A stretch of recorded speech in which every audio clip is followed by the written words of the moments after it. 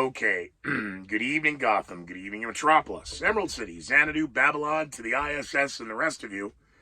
Here are your headlines for 5/1/2022. Who'd have thought that? Good evening, I am Scooter McGee, of course, host of the #1 podcast nobody knows about, and even fewer people have watched or even heard. So if you are one of the lucky ones, share this like a virus. Or at least maybe click. I don't know why we all have to smash and be violent. Yeah, words are violent. Silence is violence. It's all violent. So do what you got to do to the like button and maybe the share button. And if you could exercise your free speech with some comments, that'd be cool. I'd like to thank the sponsors for this nonsense, of course. Greeley Westside Liquor as we get ready for Cinco de Mayo and Mother's Day.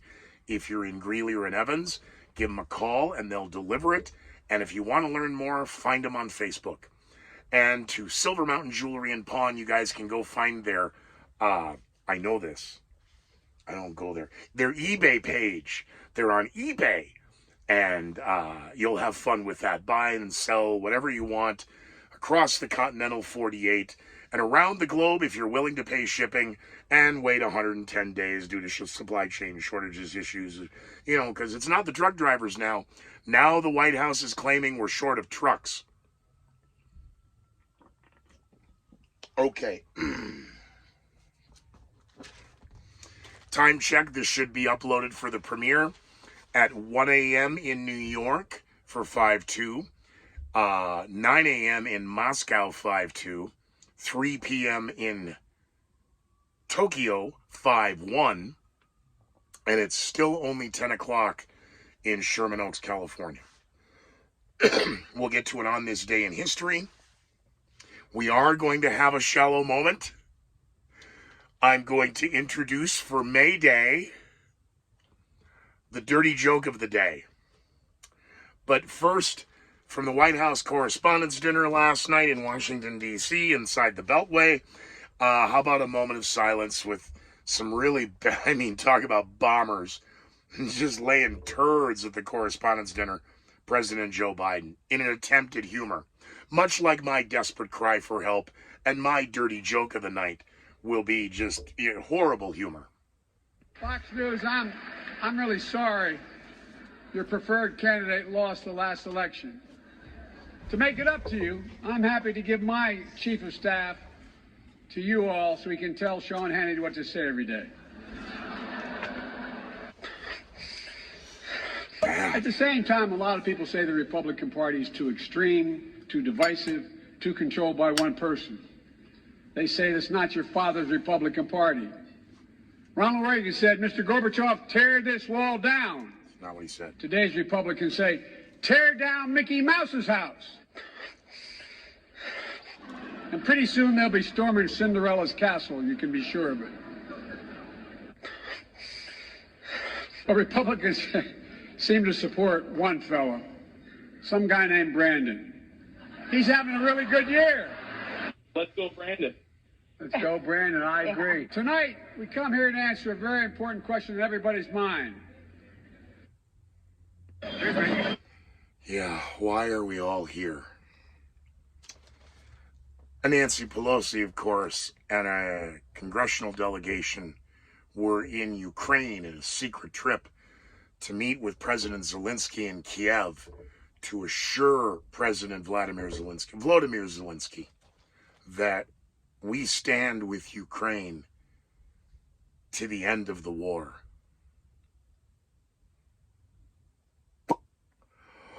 Okay, we'll see how that talking point plays out in the next 48 hours, Nancy. I made a comment on Nancy Pelosi's Twitter feed. I'm the Scooter McGee on Twitter, Scooter McGee on Facebook, and this is the Scooter McGee Show, about to be renamed YouTube page. And once ScooterMcGee.com is back up and running, it's not crashed, it wasn't hacked, it's being rebuilt. So some announcements will be forthcoming. But boy, Nancy Pelosi certainly has dedicated followers on her Twitter feed. I made a comment, brought up a fact, and it was immediately hit with pushback and name-calling. The European Union is about to announce, allegedly, that they will be imposing record sanctions against Russia, in particular regarding the importation to the European Union of Russian oil. Russia continues to assault the Donbass region, with attacks continuing not only along the eastern border of Ukraine, but along the south, well past Kherson, as now overnight, Russian forces bombed the airstrip at Odessa. There are now growing concerns that May 9th may play a critical day in the war. No, they're still calling it a war in crisis, depending upon who you're pandering to, regarding Russia's intentions in Ukraine, and fear the crisis now will spill over into Moldova.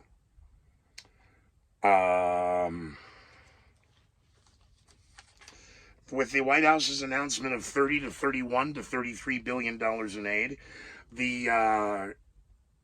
those who are friendly with an abacus, a calculator, or a memory are pointing out now that the White House has pledged over $46.5 billion to the war. And President Biden just the other day said we're out of money. So there are concerns of how much is this war going to cost. It's a war. Fears that tensions may escalate because this will be seen by Vladimir Putin as a proxy war. The U.S. is just paying for it. Well, then perhaps the U.S. needs to be taught a lesson. Growing concerns with Nancy Pelosi in Kiev, just as last week the world was shocked to see retaliation after the European Union head appeared in Kiev, that airstrikes took place, taking out a warehouse and an apartment building. Yeah, that's part of war. It's the Soviet playbook, and you're still not reading it. So Soviets are going to keep doing what they're doing. Meanwhile, down here in the United States, in the colonies, across the pond, the Sunday morning talk show spent a lot of time on Title 42 and trying to rally the Democrats around it. And the Democrats are even pointing out for the midterms, we can't run on this. And Title 42, regardless of the courts and President Biden's intent to end it on May 24th, it can't happen. There is no plan. So Homeland Security Mayorkas, of course, appearing on the Sunday morning talk shows with Meet the Press's Chuck Todd, announced a 6-point plan. He also pointed out that how much his department's been working, and he's been working, and they're all working. They've been working on this 6-point plan for 9 months. He said they started the working. We've been working on this 6-point plan since last September. September, October, November, December, January, February, March, April, May. We got a baby. Burying the lead with Homeland Security Secretary Mayorkas, Chuck Todd did bring up the announcement of he asked, how do we combat misinformation with your announcements this week of a governance board? Well, we could have done that better. It's an internal working group. It's always working. The misinformation, disinformation governance board apparently is an internal working group. It's been going on for years. And when asked about the announcement of who would be heading the misinformation, disinformation governance board under Homeland Security, Homeland Secretary Mayorkas says that the woman who sings I'm not going to play that. She's eminently qualified. I'd like to point out a couple of things. She supported lockdowns of the United States American public with forced isolation policies from her Twitter feed in March of 2020. Because people were not abiding by the 6-foot separation policy and the mask mandates. which didn't exist yet, by the way, but forcing everybody, they're not doing it. Went to the store, it was trauma. I was a victim. She's killing my grandmother. She didn't say any of that. She supported the Chinese lockdowns, and she supported that under President Trump. Meanwhile, in Twitter, she also, when it came to misinformation and disinformation and fake news, she didn't believe that the executive branch had the right to determine what was fake news. Homeland Security is a cabinet position underneath, second to no one, I'm sorry, and the cabinet is within the executive branch of government. So just like a fish in a canoe on a hot summer day, she's a crappie flopping all over the place, and you're not allowed to question that. You're not allowed to make a comment about that because you're a misogynist and you're a racist. Okay.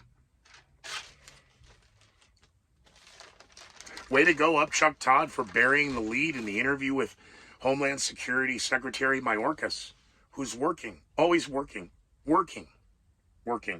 That's his name. That's his word of the day. Meanwhile, the White House press correspondents' dinner was all about January 6th, unless they were bad jokes about the press corps having a, it's one thing for Congress to have a low approval rating and the president's low approval rating, but the media's approval rating is less than all combined. And the Freudian slips of President Biden's attempts at humor. Everyone asking the question, why are we here? The polling numbers continue to get worse for the Democrats as we now enter primary season starting Tuesday, May 3rd. Indiana and Ohio are first, culminating with Georgia and there's a couple three in the last Tuesday of May. But a dozen states set for primaries here in this month. I think it's like 13 or 14. I should have had that written down. Primary season is upon us, but in the last 20 years, rural America no longer votes for Democrats. When it came to the first black president, William Jefferson Clinton, he received record number of precincts in rural America. And then when it came to the second black president of the United States, Barack Hussein Obama, he received less than half the rural states that the President William Jefferson Clinton received in 92. And Joe Biden in 2020. Record low number of precincts, including Iowa, which now explains why the Democrats don't want the Iowa caucuses in the New Hampshire primary. We can't win or even trend in Iowa, so why have it there? Let's move it. Because our founding forefathers, they didn't always want it. Yeah, again, keep changing the story so you can bury these numbers. And all of these numbers are up on my Twitter feed and on my social media. I may include them here. It's the Rasmussen poll numbers. And how many times have Rasmussen been wrong? I know. So this could all be smoke and mirrors, so people just don't go out and vote in the midterms because the Democrats are going to win again.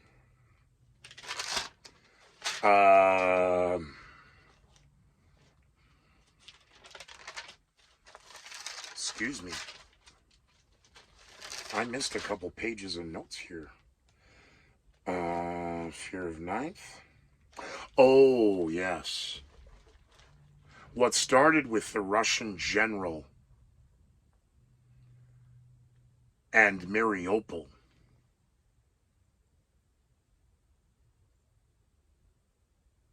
except Kherson was the first to fall.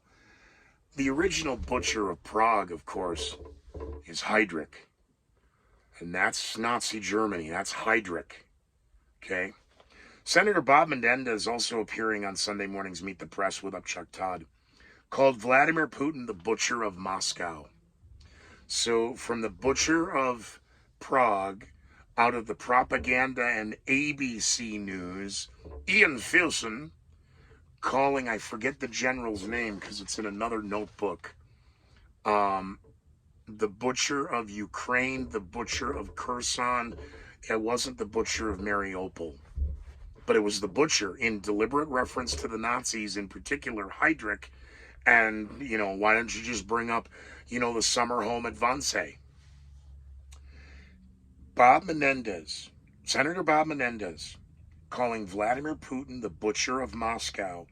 This after this last week, Secretary of Defense Austin said we've got to tone down the World War III crap.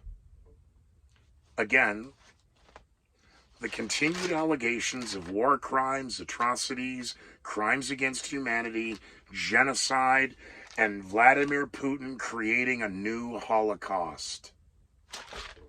That's Sunday morning, May 1st, 2022. Did somebody not get Secretary of Defense Austin's memo? Jesus H. Christ on a popsicle stick already.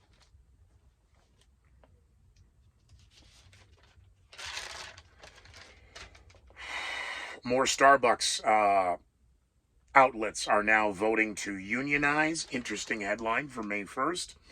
Amazon is now dropping their paid COVID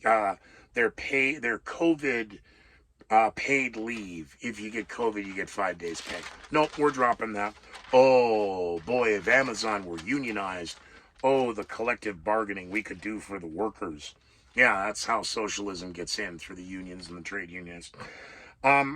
The following Sunday after Orthodox Easter, in Eastern Europe, is traditionally a day of remembering and mourning the dead. And that will lead us into our dirty joke of the night.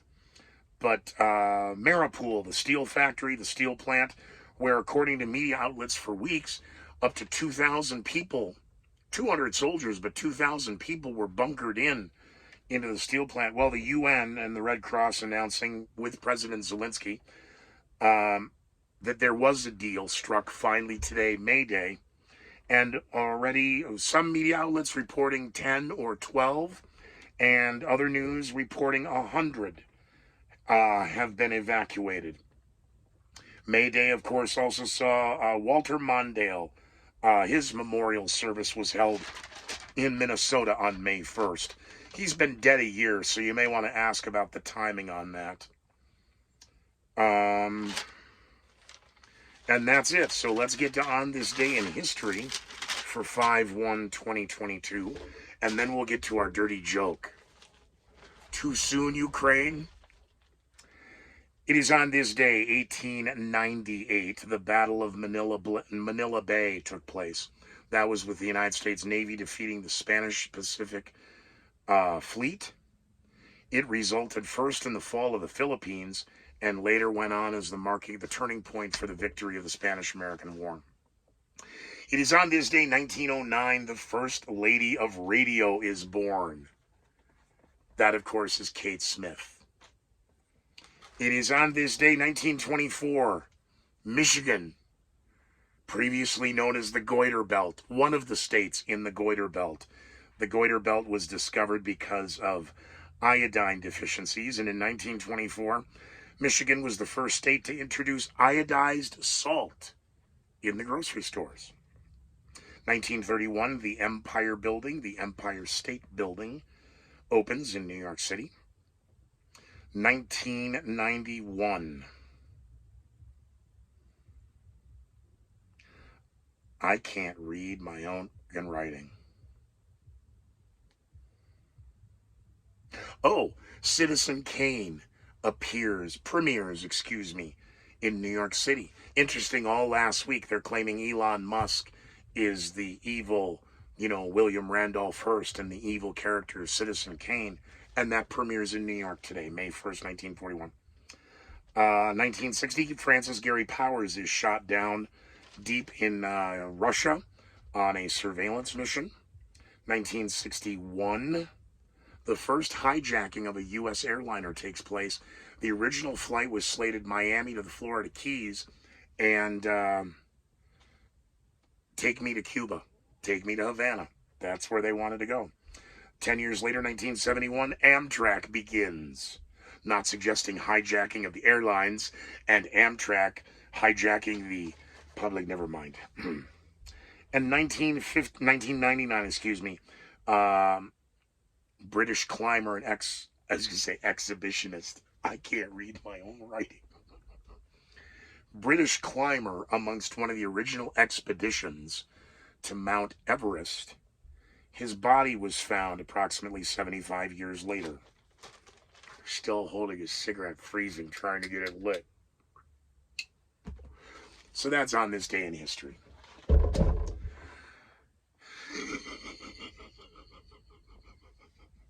All right. So much focus on Ukraine and the refugees, and now the problem of supply chain issues and gas shortages and food shortages and people starving and the children and drug addiction and violent crime. And so here's a good little family joke for you out of Ukraine. A mother and a young man who's now head of the household because the father and the husband are away fighting the evil oppression of the Russian army. Their village is bombed out. They're 20 miles from a major city. There's no food, there's no water, there's no money, there's no roof over our heads.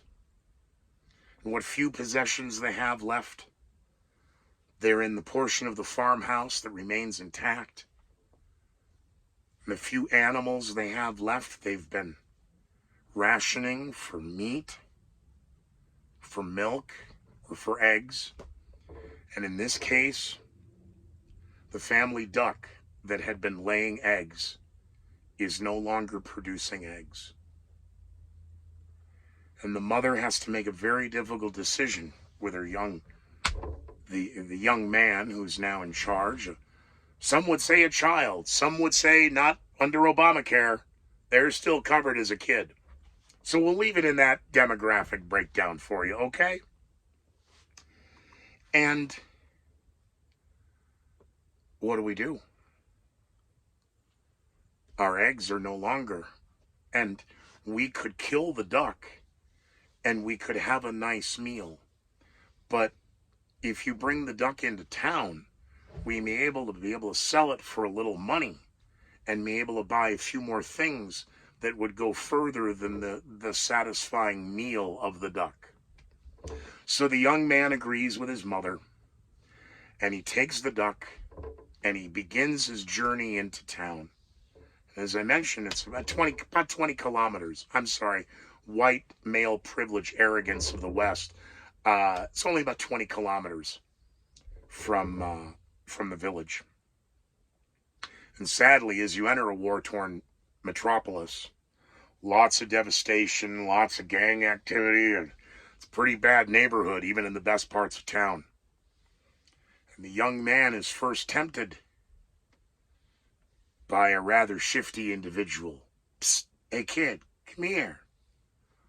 The young man, at least intrigued, but guarded, approaches the man. Yeah? What do you got with the duck there, kid? The young man says, I need to sell the duck to raise money for my family. My mother is hungry. Tell you what, kid, you come work for me. Don't worry about your mother. I'll take care of you. And the young man does not like the sound of that at all. And he says, I'm sorry, sir. I must take care of my mother. I'm a young man. I'm a good son. My father is fighting the Russians. I must take care of my mother. He collects his duck and he collects his thoughts and he continues into town. It's beginning to get dark. It's been a long journey. He begins to think maybe he should take refuge somewhere overnight in an abandoned building or perhaps a subway, because it'll be better to conduct business in broad daylight. People will be another day, and they may be hungrier. And he may see light at the end of the tunnel and the opportunity to sell the duck for a premium price. And as he continues to look around, he turns the corner and he sees a woman. rather interesting woman. Time of day aside, a woman of the evening. She says, "Hello, young man. What are you doing with that duck?" And he, "Well, ma'am, I'm looking for refuge for the place for the evening. I'm gonna sell the family duck tomorrow, raise some money for my mother. We're hungry." "Where are you from?" she asks. He says, "I'm from Opu, about 20 kilometers south of here." "Where are you from?" She says, "I'm from around the world. Wouldn't you like to be where I've been from?" Flubbed it again. "Wouldn't you like to know where I'm from? I'm from around the world. Would you like to go on a tour?" "I don't know what you mean." She says, "If you give me that duck, I'll give you a night of your life." He's very tired. He's been worn down. He's been badly beaten and bruised. And somehow this woman has an effect on him. And reluctantly, perhaps due to the cold, or to shock, hunger, malnutrition, dehydration, against everything in his mind, his body says, "Go with the woman. Go around the world." Well, this woman of the evening shows this young man places and thoughts and ideas and positions and everything in the world he could have never imagined. Almost seeming from dusk to dawn, they engage in what, well, it depends upon where you are in the world, but in certain states here in the United States, you still can't even talk about that, let alone do that. That's a crime. Morning and dawn now break on the eastern horizon, and you can hear the village starting to wake up. People sifting through the rubble for their valuables. And the young man now, sadly, has all of this guilt. I mean, what a time he's had, but now he has nothing. He begins to start to walk out of the room in shame when the woman of the evening, now a woman in the morning, a lady in the morning, excuse me, says, "Oh, I don't want you to leave. Please don't go." And the young man says, "Well, I don't have anything. Now you have my duck." She says, "I'll tell you what. If you do to me again what you did to me last night, I'll give you the duck." He thinks about this. He's got to get home to his mother. Mother's going to be worried of where he's been all night. But now he gets to do what they already did, and he gets the duck back. Oh, win-win. And they cajole and swinging from the chandeliers, monkey sex, and fireworks and the shelling, and it's just, oh my God. And as the afternoon begets the evening of the following day, the man realizes it's time to go. She's going to want more than I've got, and I got my duck back. Now, he lost something on the way into town, but she can have that. So he parts ways as the woman, the lady of the morning, the woman of the day, has to go back to being a lady of the evening. The young man is downstairs. He's outside. He's sitting on the street. Just he and his duck. And suddenly, a group of armored personnel carriers come rolling through the street. But they're not military. They're contractors. They're on some diplomatic mission. Now, whether or not that was Angelina Jolie's detail, sources cannot confirm. As the convoy comes flying by, the young duck, unbeknownst to the young man, was out in the street. And the convoy just rolled over the duck and killed it.